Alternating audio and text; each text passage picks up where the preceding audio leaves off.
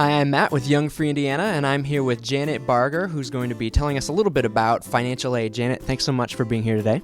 Thank you for having me, Matt. I really appreciate it. There's a lot of different kinds of financial aid. There are scholarships, there are loans. What should someone go for first if they don't have, if they don't know what to start with?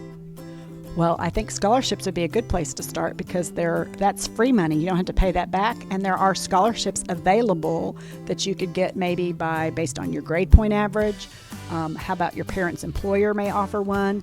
Even Three Rivers Credit Union offers a scholarship or couple scholarships. But the best way, if there are not sources available to you in that capacity, is the free application for federal student aid. It will allow you access to scholarship funds. Then it'll also allow you access to what we call cheap money, which are Stafford loans or government-backed loans like the Perkins or Stafford. And then last but not least, they'll verify, or the FAFSA will substantiate, what additional funding you might need. So that could be other kind of loans that you could use. So the FAFSA is a great place to start, but don't preclude other opportunities that might be out there that you had not even thought about. Tell me a little bit about the FAFSA. I remember when I was starting college just how the FAFSA is pretty confusing to me as far as deadlines and when can you apply and what does it open up. And so just tell me a little bit about what the FAFSA is and how it works. Okay. The free application for federal student aid is something you can apply to with electronically. So that's FAFSA.ed.gov. And that's the best place, as I mentioned, to start for the process. You need to have your taxes or information about your taxes. You don't necessarily have to have them done, but you need to know your income information to complete the FAFSA.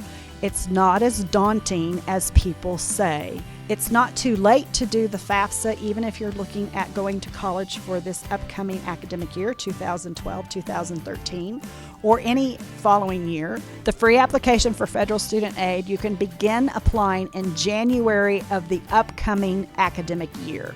So in the example of 2012-2013, families have been completing the FAFSA since January 1, and you actually could finish it until June of 2013.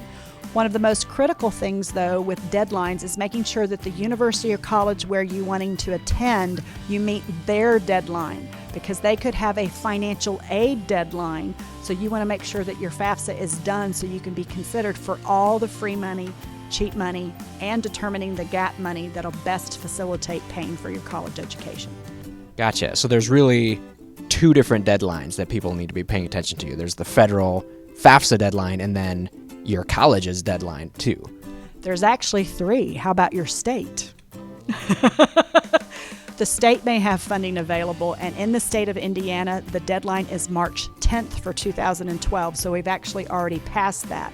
So you may not be considered for some state funding simply because those dollars have already been allotted to other people that exceeded or met the deadline. So what would you say to students who are already in college? Can they still get financial aid, or is it too late for them?